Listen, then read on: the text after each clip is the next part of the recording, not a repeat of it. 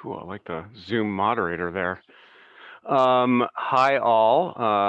Welcome to this Lunch and Learn about communications, public communications, and public information. I'm Scott Waterman. I'm the Agency of Agriculture's Communications Director and Policy Advisor.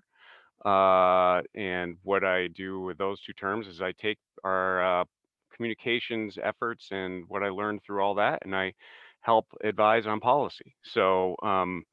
It's an important job that I love to do because it means being involved with the public. Um, just a little background about me. I graduated from Champlain College back in the day with a communications and public relations degree.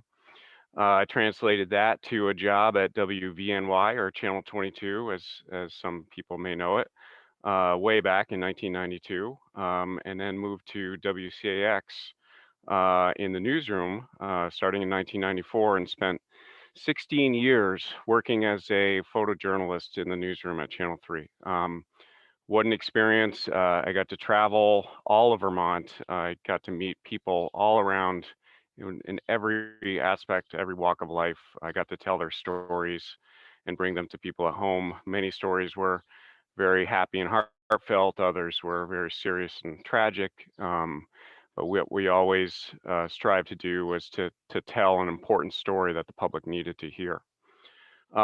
After 16 years, I decided that I needed to move into more of a management role that the assignment manager in the newsroom provided, and I spent 4 years there, which meant as that in that role that I took all the stories we were doing on any given day and developed a news program. So in other words, we'd start with a lead story and build through an hour of news programming, all the different stories that our reporters would go out and do. And part of my challenge was to make sure that that whole entire news show had all the elements we needed to provide the public with the information they needed to know, things we thought they'd like to know, entertainment, things like that. So it was all about telling stories.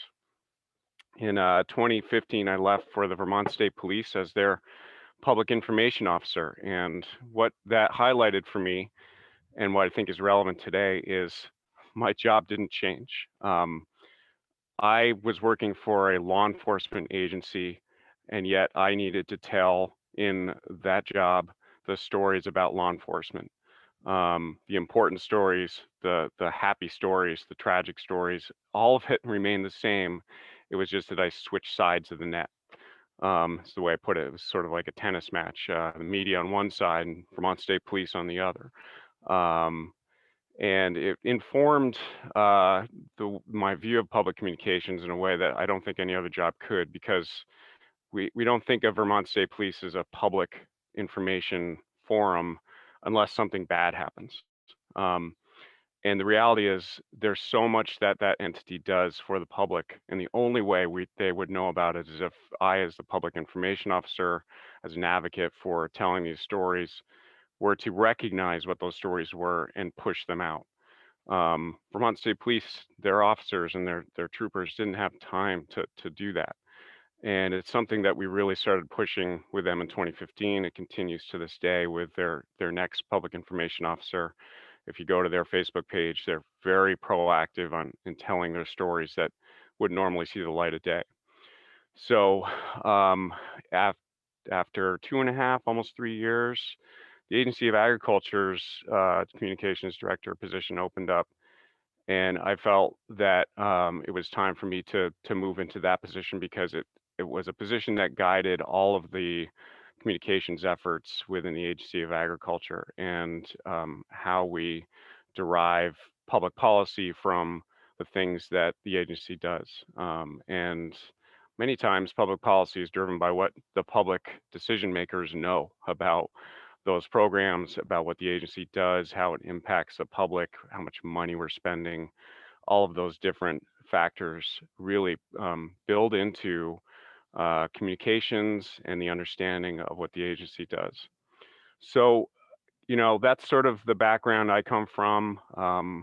The reason that we are having this lunch and learn is to sort of highlight for all of you folks that work in these programs, work for the public, take public money, and do good work that is supporting public benefits. Want to make sure you guys have the opportunity to ask questions about why public information and public communications might be important for the partnership.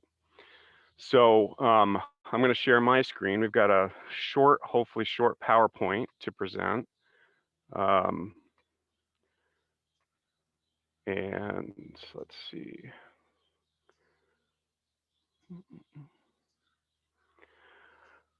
Can everybody see that? What is public communications? Sure can. Okay. So the way we as the communications team developed this lunch and learn was to break it down into a very simple concept. What is public communications? And try and derive a conversation with you folks that will inform your thinking about what public communications is, and perhaps your efforts to do the same with your entity, or maybe with our partnership communications team. We're developing this as a concept right now because the partnership really does not do a lot of public communications as an entity, but we're hoping that informing you guys of how this concept works and the way we can benefit from it will inform efforts going forward. So please, if you have any questions as we go through these slides, they won't take too long, but I'd love if any question comes up along the way, ask it now.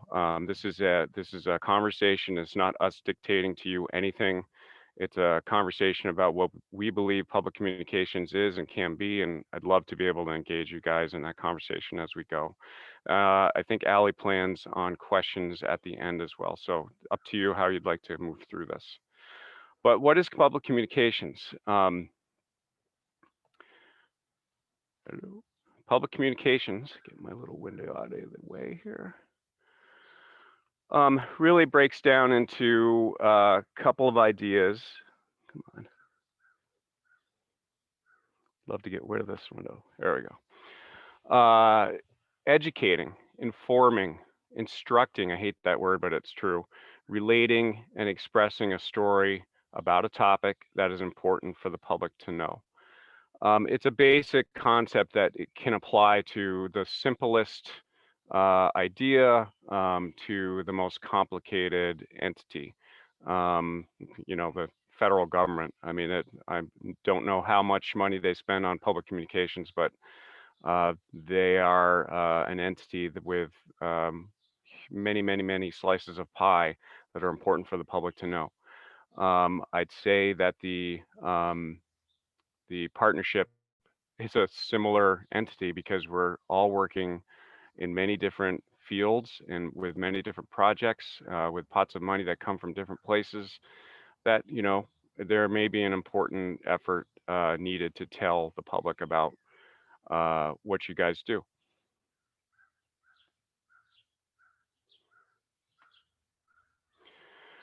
What does your agency entity do currently to communicate to the public?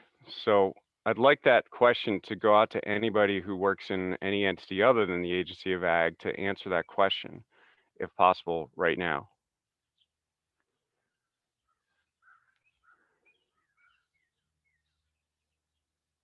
Okay, so I'll start, Scott. okay, I'll say, Amy. That we have a challenge here in the federal government in that the only social media platform that we are allowed to use is Twitter. So digest that.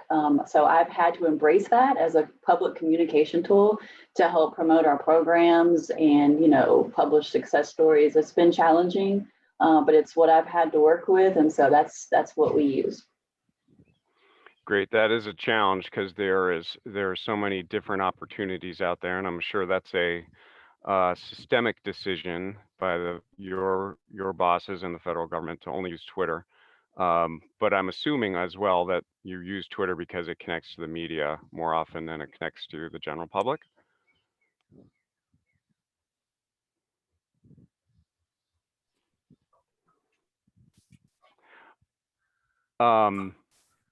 So not hearing anybody else, I'll tell you what the, sorry. I can add Molly. something, Scott. Great. So So there are 14 conservation districts across Vermont, and I think they all have their own way of communicating with the public. Most do have various forms of social media, and I think, most districts have newsletters that go out to the public. There's a number of webinars and sort of workshops that are held with the public being invited. So I think it depends on the district, but I think we tap into sort of a number of different outlets to communicate with the public. So we try to do it all. Molly, just a quick follow-up to that. Why do the districts feel it's important to have a conversation with the public? Well, I think we consider the public to be our partners. I mean, we partner with different organizations, of course, but at the core of what we do, who we are serving are landowners, the public, schools, just, not even land users. So our job is sort of to be that, a technical service provider for the public, to bring them all the wonderful programs that are offered by our partner organizations. So we wouldn't be able to do, half of what we do conservation wise without sort of the buy-in from our communities and the public. So That's perfect. I think that's an important answer to apply to all of our organizations, and then broadly to the partnership. Our client, our constituent is the public. It is the landowner. It is the communities where water is shared. So I think that's a great answer. Did anybody else quickly have any thoughts on that? So there's a comment from Mariah Noth in the chat. So she says, with the viability program, they use newsletters, Facebook, press releases, and partner communications. Great, Mariah. Thank you. I heard Yeah, Brian I'll Mitchell. say quickly, I think we at the Lake Champlain Basin Program are sort of at the other end of the spectrum where Amy is, and that we have a tremendous amount of flexibility in the tools we use and the ways we go about outreach. And we do everything from social media to our flagship publication, the State of the Lake Report, which we just released a new version only about an hour ago, to including education programs with educators and targeting very specific audiences, whether it's realtors or marina owners. So we really do run the gamut, and we're fortunate to have that flexibility and work with a number of great partners to do that. And as far as why we communicate, it depends on the audience. Obviously, legislators need sound information to base decisions on. The average citizen, it helps to have an informed public when they're making stewardship decisions and sort of voting their beliefs and all of those different things. We're not allowed to do advocacy or lobbying, but we do provide objective scientific information in a way that can allow people to make decisions. Thanks, Ryan. I'll give Ryan and his crew over at LCBP a shout out that the presentation that happened today was well put together, and love the basin program State of the Lake report. It's beautiful, well written, has great imagery in it. It is informative and easy for people to understand who aren't in the business, so to speak, and that's a vital element of the public or a legislator, more importantly, really, or as importantly, to understand the work that goes into that report, and all of the research and science that happens to support it. I think I saw VAWQP. If not, yeah, one of the things that COVID has helped us with has helped us become more proficient online. So for example, this meeting, I think a lot of the times we would hold meetings in Montpelier or Burlington or Bennington, but that's not always easy for folks to get to those meetings, and particularly when we didn't always have childcare available or food or compensation for folks that would drive to attend the meetings. So being able to communicate with folks virtually now has helped us reach more audiences, and now we have the challenge of thinking about how do we communicate virtually with folks when people are often multitasking as they should. They have busy days. It's often after work. So thinking about how to communicate effectively, understanding that people are paying attention, but not fully tuned in. Yeah, thanks, Elle. I think our pandemic, while horrible, has provided some ideas and tools that we may not have thought possible before. It's highlighted that we can do them and they are effective. So that's one of the positives, I suppose. Anyone else? So I wanted to highlight for you guys what the Agency of Agriculture is involved in. I will say that since 2017, we've increased our public outreach, our media platforms, 47% in the last 3 years, 3.5 years, which is important to make sure that you're reaching as many people as you would like to reach with your message. So our that got messed up. Our platforms, our Facebook page, Twitter, Instagram, our website, which I think is often a misunderstood communications tool, press releases, newsletters, monthly newspaper, in other words, AgriView, which is 84 years old this year, I think. We have blogs and Gov Delivery, which the Agency of Ag doesn't use, but USDA does, and Amy Overstreet. We have our press release goes out on a similar listserv of all media in the state. And traditional media is one of the best leverage tools of any message that you want to get out there. It just needs a little more care and maintenance to build that traditional media response. That is a large family of media platforms, and some are constant day-to-day feed, like Facebook for us. Twitter and Instagram are a little less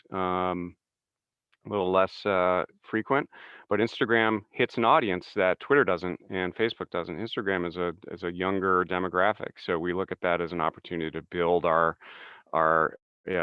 agriculture audience in a demographic that is different and often not really paying much attention to agriculture, regulatory issues or challenges or environmental concerns.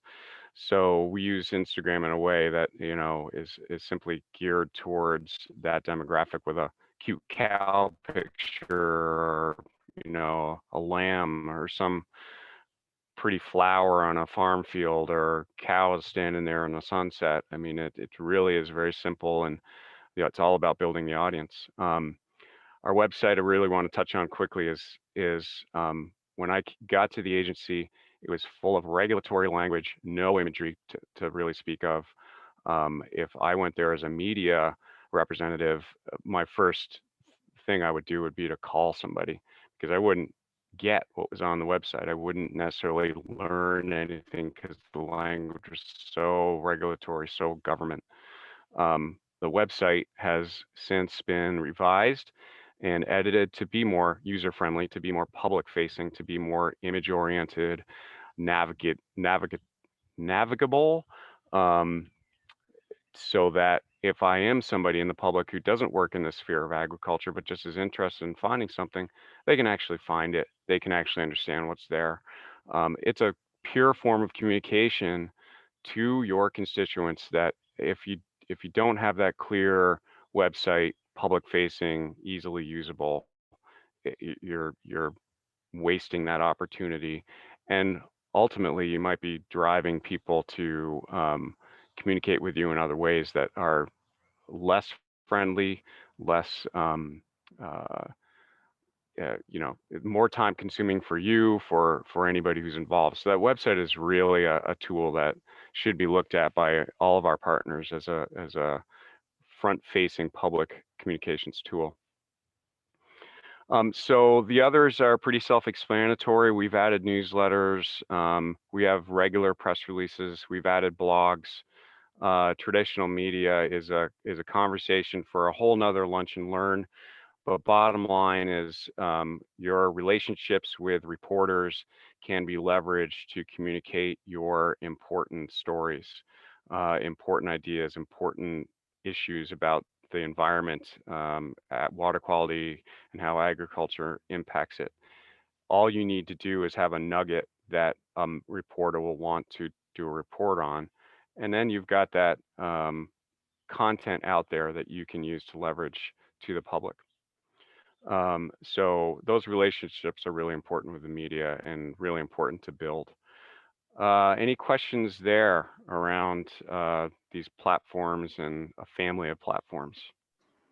Not really a question, Scott, but just a observation is that I've learned a lot from looking at all of your social media feeds. And you guys do an awesome job, specifically talking about Agency of Ag. I'm a loyal follower and liker of all of your posts. I especially love the early morning shots, kind of gets my day going. I can almost forecast the weather by looking at what's posted on your social media feed.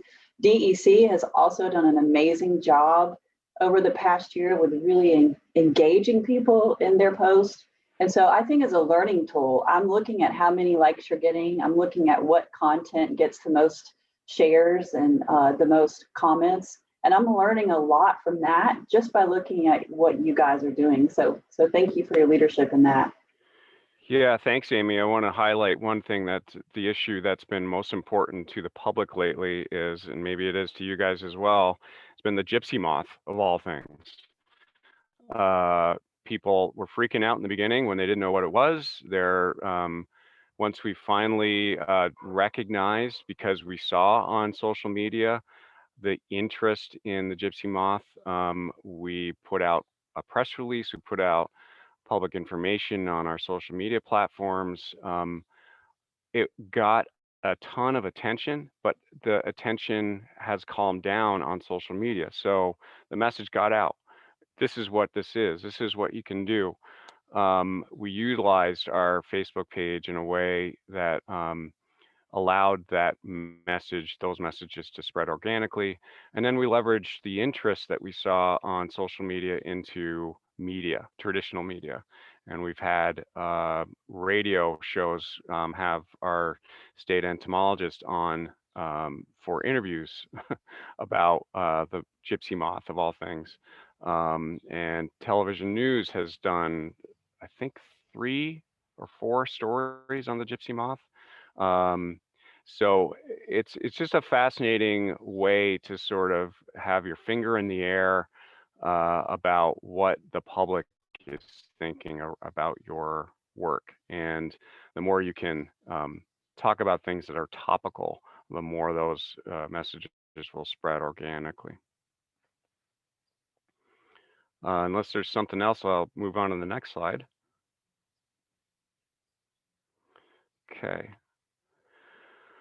So this gets into what we as the communications team feels is important for our partners about public communications, why you guys might be interested in engaging a little bit more or more than you already are, or starting a public communications efforts in some manner.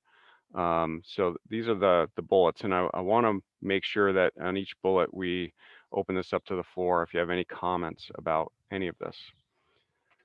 So number 1, the public, communities, families, farmers, recreationalists, and that's a huge, Ryan's presentation today spoke about the large increase in recreationalists using water as a form of recreation during the pandemic.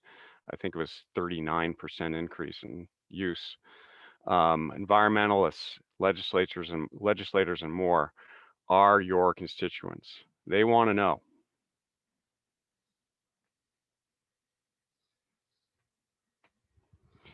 The impact of your work on their lives. So this basically goes back to the reason there's a news media in the first place. You're filtering what's happening in the world and telling people about it so that they can make a judgment about how things that are happening in the world impact their lives. And this is just real people on the ground wanting that information. And I'd say that the partnership does a lot of work that impacts people's lives. When you look at that number of recreationalists using public waterways, you know, there is a need for them to know, is the water clean? What's happening to address the environmental issues that are happening? Blue-green algae, oh my God, why is it happening? What are we doing to prevent it? All those things are things that real people think about, but they don't know what the work is and how it's happening, how much money we're spending on it. So anybody have any thoughts about that?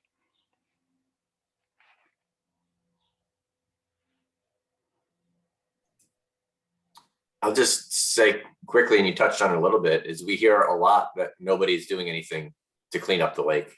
A lot of people, I mean, I think it cuts both ways. A lot of people think nothing's being done and wonder why, and then you know, a lot of other people, I think there's a lot being done by a bunch of different people, and it's not being done efficiently and collaboratively and coordinated way, which I think is, you know, one area that the Ag Water Quality Partnership comes in, is to show that the partners are making an effort to be as efficient as possible. So it goes both ways. Yeah, it's great info, Ryan. Thank you. I think one of the difficulties we have as public communicators is sometimes understanding how rhetoric can become real, how perception becomes reality. And if you don't have the information out there to inform folks who are questioning or creating or uh, um, creating facts out of fiction, you know, that we don't have information to inform those thoughts, that becomes a difficult challenge. I take Lake Carmi, for example, and how dairy farmers had fingers pointed at them for years, being the sole reason Lake Carmi had blue-green algae problems. There were people pointing fingers, and unless we had a very public campaign to put the correct information out there to actually give people the data that inform that conversation, that those dairy farmers would have been taking all of the blame for all of the problems. So, any other thoughts? I have two thoughts, Scott. I think the first one is, I think this bullet point really makes me remember the importance of like knowing what your audience is for a particular story. And like one story topic can kind of be told in a lot of different ways, depending on like which of those long list of people are you directing that towards. And I know that's something I'm always trying to think about as I'm putting out outreach. And then another thing I kind of was hoping people could comment on was, sometimes I struggle with the like granularity of a story, of like, I feel like if I focus too much, oops, sorry for the background noise. If I focus too much on one topic, or like one element of a topic, I miss the bigger picture. Like, you know, in ag water quality, it's like, oh, well, we're putting all this money into cover cropping and we're doing all this cover cropping. And then I feel people come back and say, well, why aren't you doing anything with grazing? It's like, oh, well, we are, but that wasn't the story that I wrote this one time. I don't know. So I was wondering if people had thoughts about like getting the big picture out, like this is what we're doing in ag, other agencies and other places are doing this outside of ag, or like how to kind of integrate bigger picture while also having a focus that, you know. Yeah, thanks, Sonia. I think your second comment is highly important. Your communications team, whether it's for the Agency of Agriculture or the partnership, the folks who work in communications, one of their main challenges is making sure that the attention that is given to any given story by the public isn't lost. And I think I go back to the website issues we had in 2017, where the website was full of regulatory language, long scrolling pages of information and some data. The public read the first couple of words and disappeared. And the same is true in any communication to the public. You need the job of an editor in the newsroom is to make sure that the story is concise and builds on a pyramid where you have the most important information on the top and you build down filling in the bottom of the pyramid. And then you have to decide where's the bottom of the pyramid in this story. And I'd say that, deciding from the point of view of the partnership scientists and researchers and folks who are out in the field, their job is not so much to decide what the story is, it's to get a story idea to the communicators who can go through that pyramid and figure out what the most important part of the story is for the public to be interested. And then at the bottom of the pyramid, where you cut that story off, there can be website content, there can be a full backing report for, say, the State of the Lake report that was just put out. I think Ryan's presentation of the State of the Lake is 40 something pages long, but I'm sure there's a ton of information that went into that 40 pages that could be accessible if people want to go there. So the granularity is a really important issue. You don't want to think granularly, you want to think like maybe a fifth grader does in terms of the importance of any bits of information. Basic, simple, easy to understand, image-based, and then use that to hook people into more information. And then absolutely, audience is huge. I'm not going to tell people about solar panels if they're worried about phosphorus running into St. Albans Bay. I want my audience to be focused on the information that I'm giving them. So I'm not going to dilute my message with other ideas. So knowing your audience is huge and important for developing stories that you might want to put out there. Thanks, Sonia. Any other thoughts? Bullet number 2, money.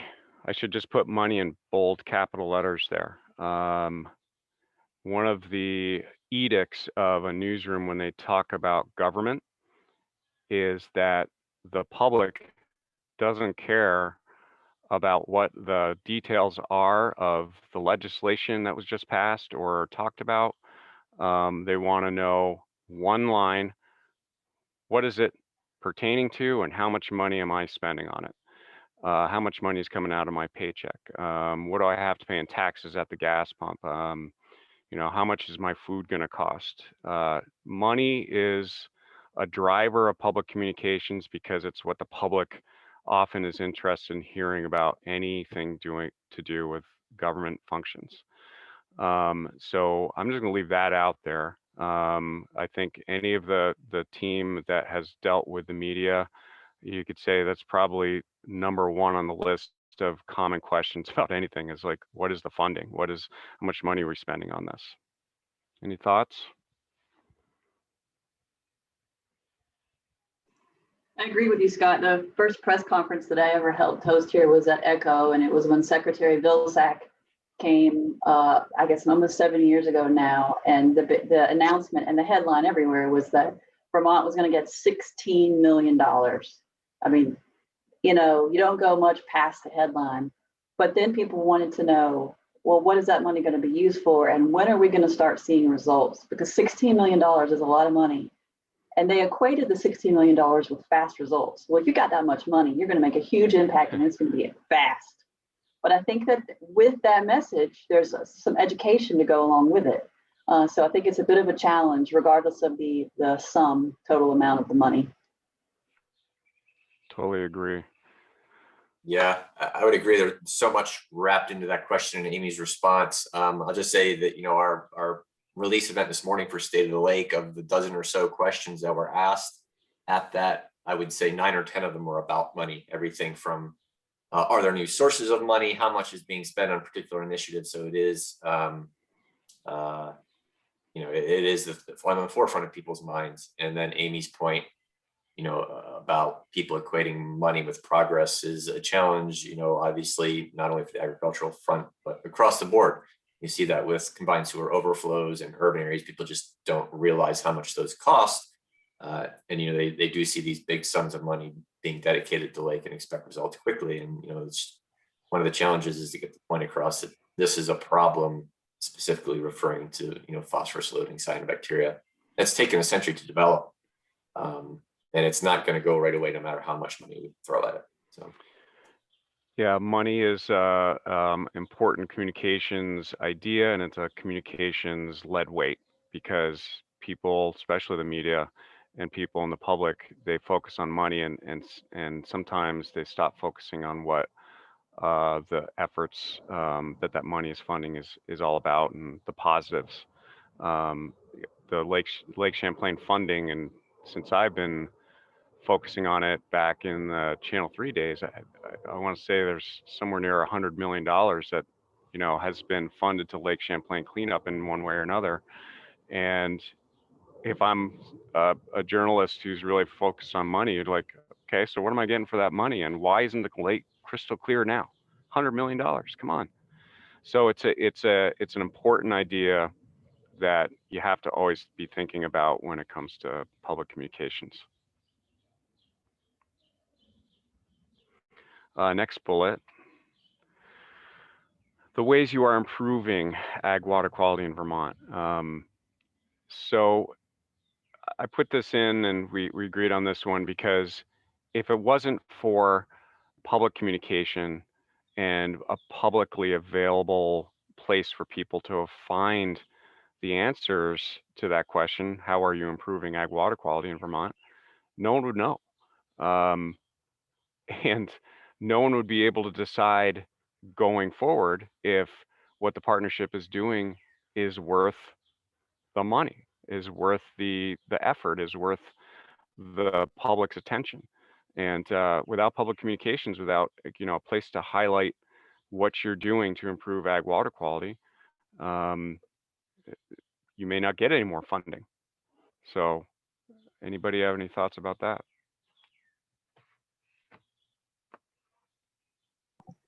We spent a lot of time pulling together our annual report of accomplishments, cumulative accomplishments on behalf of the partnership. And a lot of thanks goes to Nina over at Agency of Ag for helping pull that together. But it was full of really, I think, meaningful percentages, particularly related to reduction in phosphorus runoff, that a lot of people, a lot of reporters, that's what they grabbed for their headline. So numbers do work in a way, and I think there's a pretty high level of agricultural literacy here in Vermont, that people understand what that means, and it's a meaningful message to help relay.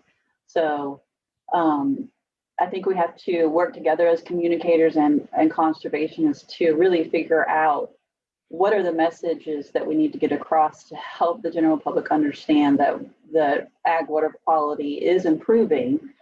Maybe not as quickly as they want it to, but that results are happening. So, yeah, thanks, Amy. Amy, to that, I think that being part of this partnership kind of helps in making that message. Is like, our agency is doing this thing, and that maybe it seems specific, but it's part of this broader web of various partners who are doing different things, and cumulatively it's had this impact. Even maybe if you yourselves don't have a number to put on your one project that you're writing about, I think that kind of using some of those partnership numbers and kind of putting it in the context of all the work happening in Vermont can be really valuable in your communication, I think. Thanks, Sonia. And there's a comment in the chat from Lauren Weston. She says she's curious about how folks get the word out about ongoing or new projects that are in development, as opposed to just at the end of a project with results. Does anybody have any tips or suggestions to share? Well, one tip and suggestion is make sure that your communicators, whoever they are, wherever they are, know about all these projects from inception. And I would hope that they would query you on what makes those projects unique. Are there any unique aspects to a project, like digging a ditch in a farm field to collect runoff that would typically be flowing into a river? that we did a video on that back in 2018 in Franklin County, somewhere. I can't remember where it was, but the visual of that was awesome. And it was a simple idea, but we translated it into a video and helped share that effort. So part of the challenge of communications is, and we always used to say this to people who called me after the fact and said, why didn't you cover that story? And my answer many times was, you didn't tell me before the story happened. You didn't call me. No one gave us a tip about that happening or that event. Or so make sure that your communicators are aware, and they're the professionals that can work on how you spread that story and that idea out to the public.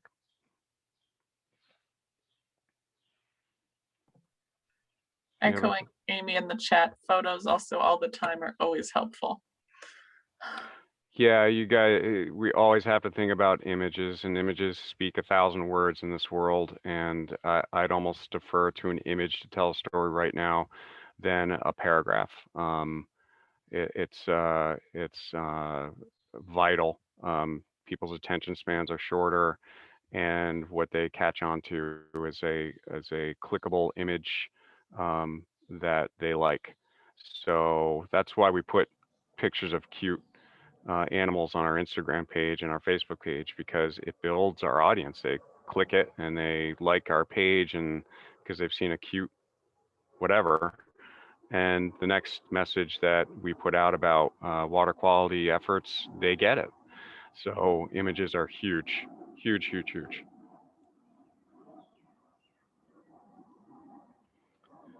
Okay, so next bullet. Are your projects, are your efforts working? Sorry. We sort of spoke about that a little bit before with previous bullet, but one of the things, especially with media attention to any project, is they're going to want to know what the results are. They're going to want to know how much money's been spent and how much value people are getting for their dollar, because it's really their money. It's the public's money. And so, as Ryan related, you're looking at dollars and suddenly saying, so what am I getting for my efforts here with my tax dollars? So that's a huge part of public communications that supports your work. The Lake Champlain Basin Program, State of the Lake, really reports these efforts over time, and reduction of phosphorus out of different areas of the basin are what you tie the results of any money spending to, and how these programs might be working to benefit the public. So is it working is a huge part of the importance of public communications in your work. So Scott, there was a follow-up question. I lost Allie. If you look in Ellie. the chat, Scott, it's Lauren's question. Lauren, do you have? Yeah, I can chime in. Yep. Yeah, Sorry. thank you. I was wondering about how folks communicate projects that are on land with landowners who might not want the publicity. They want the project, maybe not the publicity. I just didn't know if anyone had any advice on that. I won't answer that whole question, but my first answer is, if someone doesn't want to be in a public communication, you don't put them in. Even if they're housing a project, you find a different way to tell that story rather than putting somebody who doesn't want to be in it. So that would be my main advice. Great point. Thank you. And Lauren, I think it's sometimes helpful to ask, there's a difference between saying, Molly Varner Farm or a farm in Morrisville. So it's good to sometimes get clarification. If it's a really great project, are you okay with us not using specifics about what farm it is, where, pinpointing the street name, and using photos that are maybe like zoomed in of a project that don't give away sort of where the land is. So sometimes it's just asking them the questions about how how comfortable they may be with sharing little tidbits that wouldn't exactly, have anyone driving over to see the project. But the project's still getting the recognition that it deserves. Yeah, that's perfect, Molly.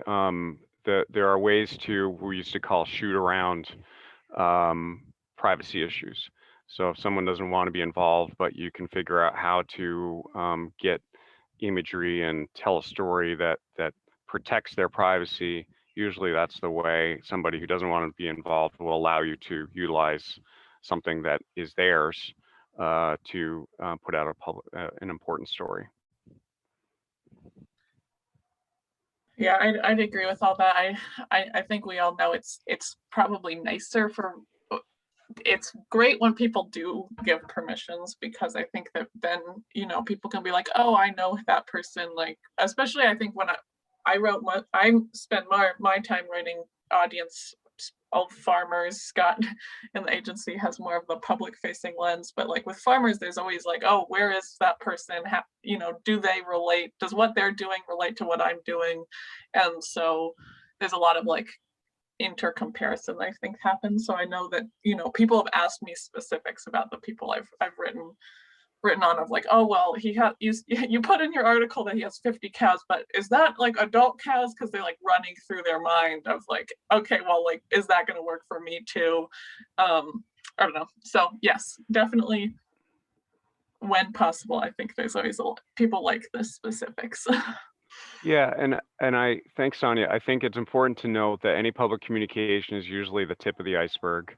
And there are ways to, when people engage with you on a public communication, you go below the pyramid many times.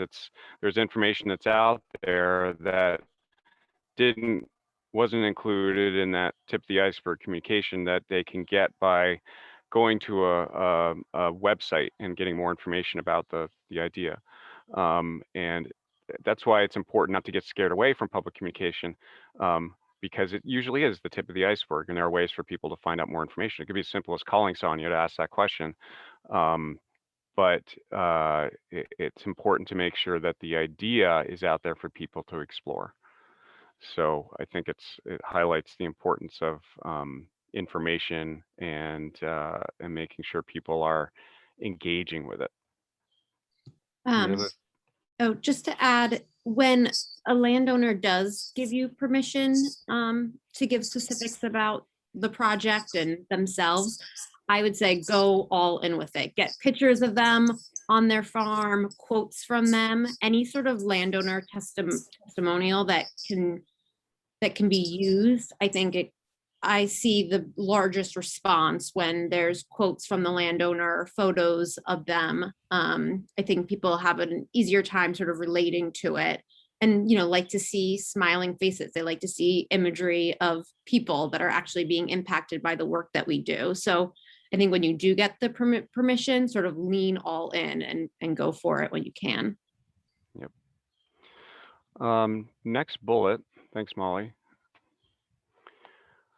Why is it important to do this work? Well, I think the previous however many minutes we've been talking, I think really highlights that.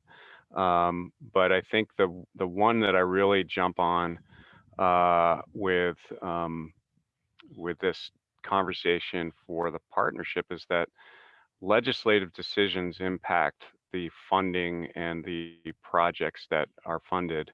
And oftentimes legislators know nothing about what they're making a decision about, and they depend on public information, they depend on websites, they depend on conversations, and they ask questions like the media. It's not the minutia, the granular information they're looking at as often as they are the big top tier ideas and the basic answers as to why these projects and these efforts are important. So public communications is the beginning of that work for them. They go online, they talk to the Secretary of Agriculture, they talk to NRCS or Lake Champlain Basin Program, and they're doing their research, and those public communications that are out there help inform these conversations that happen that really actually do impact your funding, your work, the projects that are deemed important to the public. So I'd say that's the most important reason, other than informing the public. So any other thoughts on that?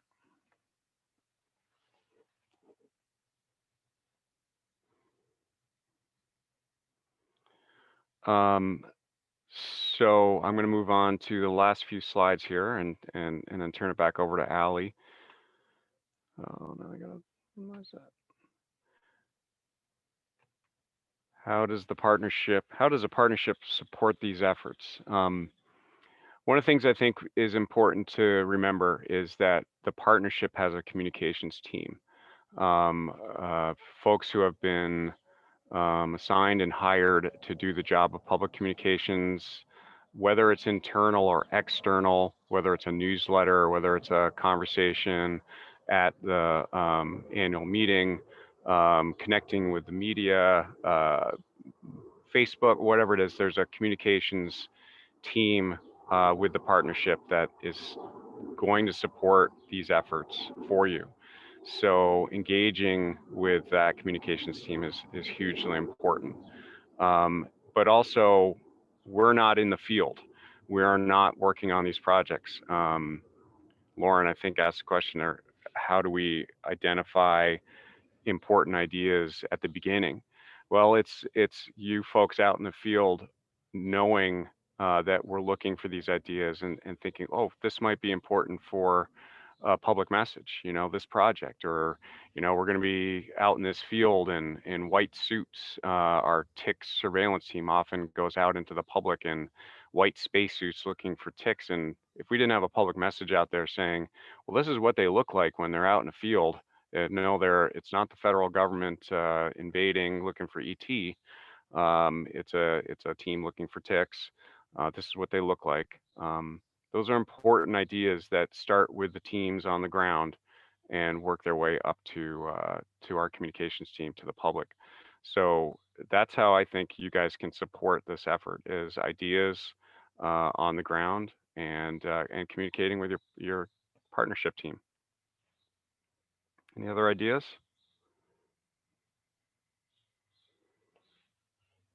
Okay. Public wants to know what the future holds. I'll go back to the Lake Champlain Basin Program presentation today. Informing the public about what has been done also informs them about what's important to do.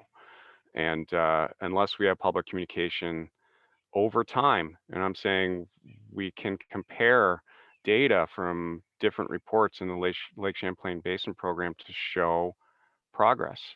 That informs what the future holds. The lake is freezing once every 4 years right now, and there's a prediction that's going to freeze once every 10 years by 2050, I think. And those are important conversations to have about the future, and how our work and the partnership, your work, can impact what the future holds. And those communications efforts need to start with us, there'll be ideas that are out there that no one will know about unless we put them out.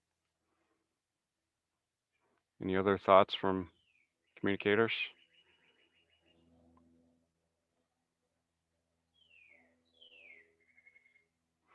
This next slide I put in because I've experienced some resistance to public communication.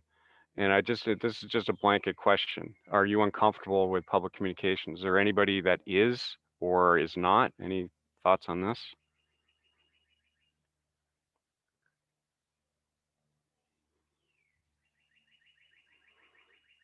The thing I think about with this is that, again, you have a public communications team.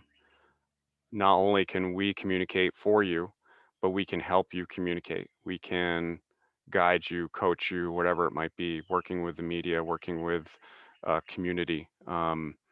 We can assist you with this effort. And I think we've highlighted why it's important in the previous slides and the previous conversation. And I hope people can walk away feeling less uncomfortable or more comfortable with the idea of public communication and how we do it and why it's important. And the next slide, I want to let Amy talk about this next slide and the slide after that, because I think it highlights, it's just a slice. This is a tiny little slice of the public communication that has gone out around the lake and water quality and cleanup. And I want to make sure that Amy has a chance to tell folks why all this is important. Thanks, Scott. Yeah, I put this slide together because this was part of a presentation that State Conservationist Vicki Drew presented at an international conference years ago to help tell the story of Lake Champlain. And it was just a couple of clips that she had collected over the years. And so I think it's just important for us to look at this to see that, when a reporter is writing an article, it is their objective to kind of come up with their own tone, and that can be positive and that can be negative. And when a reporter writes a story, generally they're not going to send it to us for editorial critique beforehand, right? They're just going to go to an event or they're going to read your press release and then they're going to write their own story and their own take on it and publish it. So that's a challenge for us as communicators, but I just wanted to kind of show this as a visual. And then that's a good lead in into the last slide, Scott, which I just kind of wanted to, first of all, say thank you so much to Scott for guiding this really important conversation. I think you did a fabulous job. I love the fact that you've had such a varied background. It's wonderful to hear, the fact that you have been on both sides of the net. I've been in this position for 26 and a half years, doing the same thing, which there are positives and negatives to that. I did it for 20 years in South Carolina for a completely different audience. So I had to learn a lot about our audience here in Vermont when I moved here. So that's been really fun, but also challenging.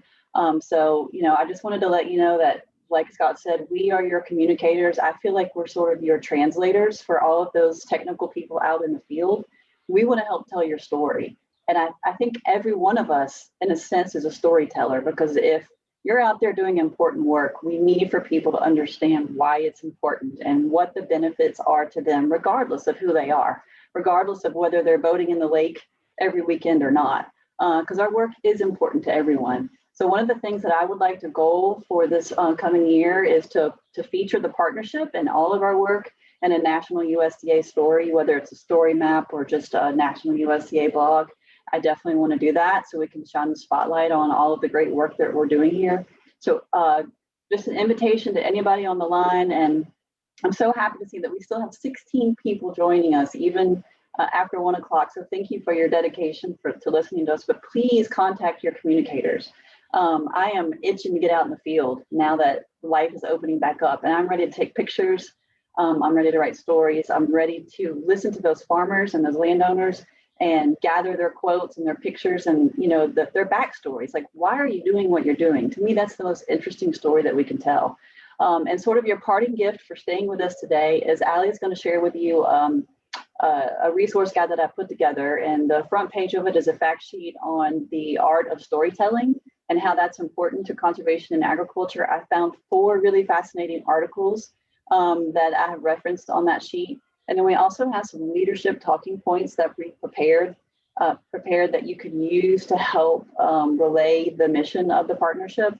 And then we also have a fact sheet on the partnership as well that you might find useful. But that's really all that I have to say. Thank you, Scott, and thank you for everyone for your comments and your questions. I think this was a wonderful webinar, and I'm so glad that we did it. And I think we need to do another one later.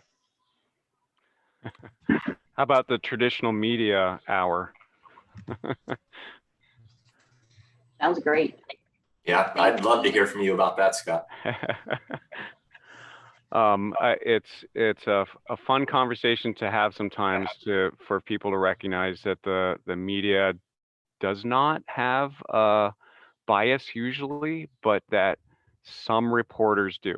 So it's a really interesting conversation about how do you build relationships with the media and how you can leverage those relationships. So I would think that would be a great conversation if people are interested. Thank you. And since we are over on time, I just put a survey in the chat. If folks could please complete that, that would be really appreciated. And then let's open it up if folks have questions or if other communicators on the communications team have insight they want to share. And thank you all for tuning in. We appreciate it.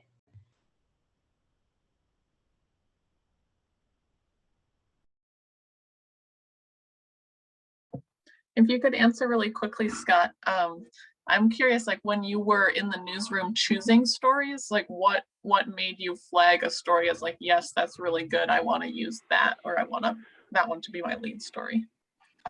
Well, part of me wishes I had some sort of like, you have to have a master's degree to understand this stuff. But the reality is it's what is I, as a normal person who's walking the street, what would catch my interest? There were certain stories that had to be told because it was, if it leads, it bleeds, or if it bleeds, it leads kind of thing, where you have to go cover a crime or something major like that. But then there's that finer point of how something that's happening in the world impacts somebody at home. It's really as basic as that. And if there is any kind of impact, the gypsy moth is a great example. We had in my neighborhood, there's a section of it where the gypsy moth has just decimated the trees. And Channel 3 and Channel 22 were able to determine that, hey, we can go tell the gypsy moth story there in Burlington. And it really comes down to simple as, figuring out if some story idea is going to have interest at home. Channel 3 has ratings, print has subscribers. So they're making some of their decisions based on, like, how do I get the most eyeballs on my story? So finding story ideas that are popular is an important one. But in the old school world, finding stories that have meaning to people, whether they know it or not, is even more important. So um, you have to just filter all those stories through a lens of like what's important to me and to my friends and to my family and my community. So water quality, I mean, it's a no-brainer to me, is important to everybody, but how far do they understand that? And I think that's our job to identify that for them and point it out, and maybe even pitch it to the media so they will understand and talk to their audience. Scott.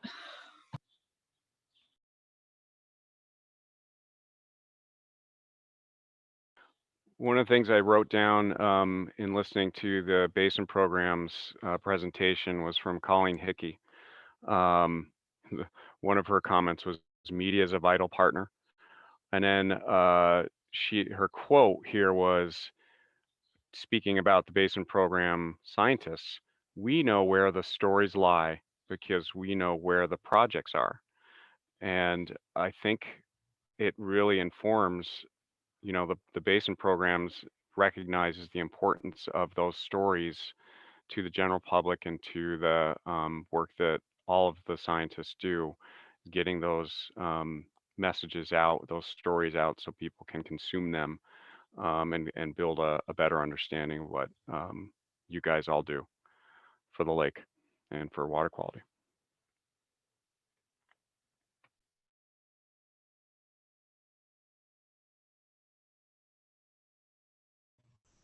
Any other questions or comments from the communications team?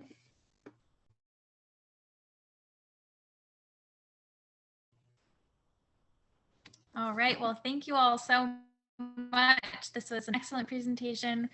Please complete the survey, and we'll be sending out the recording and the packet of information via email. So enjoy the day. Thanks, everyone. Thanks, everybody. Thanks, everybody.